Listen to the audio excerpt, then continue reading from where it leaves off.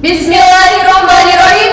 Assalamualaikum warahmatullahi wabarakatuh. Perkenalkan, nama saya Dwi Anggun Fitriawati dan saya Siti Kamelia Puspita Zaman. Kami siswa SMA Negeri 1 Beber Kabupaten Cirebon, Jawa Barat.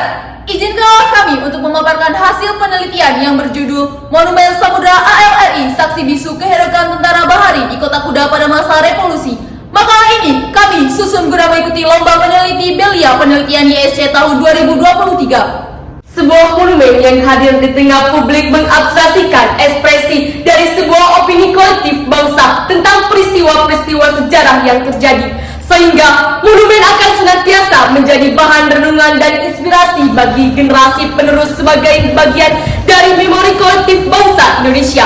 Maka oleh sebab itu kami berkeinginan untuk mengkaji sejarah monumen Samudra Angkatan Laut yang merupakan sebuah saksi bisu dalam rangkaian sejarah perjuangan bangsa Indonesia pada masa revolusi fisik yang terjadi di wilayah Jalaksana Kabupaten Kuningan. Di wilayah ini terdapat dua buah monumen yang jaraknya berdekatan, yakni Monumen Samudra yang terdapat di Taman Makam Pahlawan Angkatan Laut dibangun dalam Desa Babakan Mulia, dan Monumen Perjuangan Samudra yang terdapat di lapangan Desa Jalaksana. Berdasarkan pemaparan latar belakang tersebut, maka dapat dirumuskan beberapa permasalahan penelitian, yaitu 1. Bagaimanakah bentuk perjuangan yang terjadi di wilayah Kecamatan Jalaksana Kabupaten Kuningan pada masa revolusi Indonesia?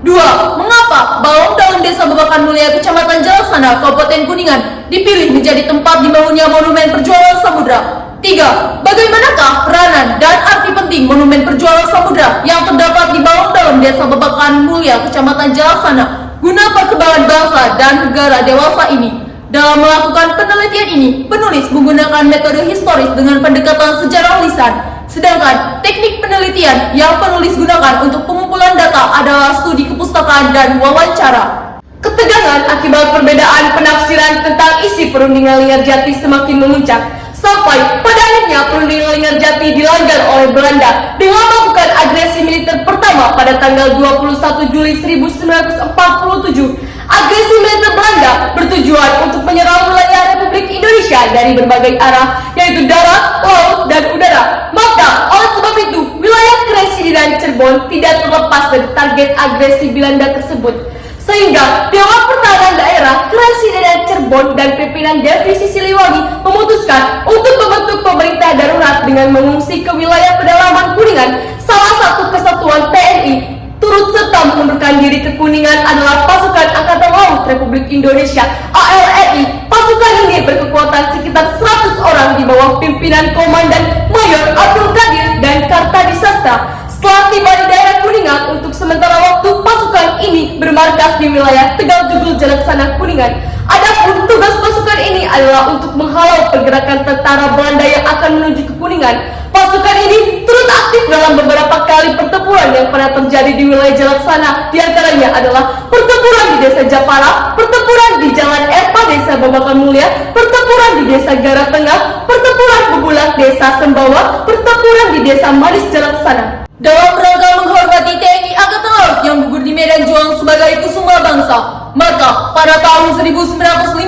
atas inisiatif para tokoh masyarakat yang dipimpin oleh Kapten Laut Iqbal Kartadisastra dilakukan pemindahan kerangka jenazah dari yang semula dikuburkan di beberapa tempat yang berbeda, kemudian dikuburkan kembali di komplek Balong dalam Desa Babakan Mulia Kecamatan Jalaksana, dan menjadikan tempat itu sebagai Taman Makam Pahlawan Samudra yang berjumlah 20 jenazah kusuma bangsa. Selanjutnya, untuk mengenang jasa para pahlawan Angkatan Laut dan jasa masyarakat Jalaksana yang telah membantu perjuangan dalam mempertahankan kemerdekaan Republik Indonesia, maka dibangun dua monumen Tugu Pahlawan di Jalaksana, yakni yang pertama berupa Tugu Pahlawan Samudra dibangun di Taman Makam Pahlawan Samudra di Komplek Balong dalam Desa Babakan Mulia, dan yang kedua berupa Monumen Perjuangan Rakyat yang dibangun di lapangan sepak bola Samudra di Desa Jalaksana. Ada beberapa alasan mengapa Balong Dalam dijadikan sebagai tempat disemayamkannya jenazah Angkatan Laut yang gugur di medan juang pada masa revolusi. Di antaranya adalah 1. Untuk mengenang perjuangan rakyat Jalaksana yang telah ikut serta berjuang dalam mempertahankan kemerdekaan Republik Indonesia. Yang kedua, wilayah Jalaksana adalah wilayah strategis yang menjadi jalur penghubung antara Cirebon, Kuningan, dan Ciamis. 3. Wilayah Manggala merupakan wilayah yang sejuk yang terdapat di kaki Gunung Cermai. Yang keempat, adanya dukungan yang positif dan kerjasama yang baik dari berbagai pihak, baik masyarakat, pemerintah desa, maupun anggota TNI. Semoga dengan adanya Monumen Samudra ini, generasi penerus bangsa mampu bertanggung jawab untuk merawat dan menjaga peninggalan bersejarah tersebut, dapat mengabadikan nilai-nilai perjuangan bangsa dalam berbagai bidang kehidupan. Demikian pemaparan presentasi dari kami. Atas perhatiannya kami ucapkan terima kasih. Wassalamualaikum warahmatullahi wabarakatuh.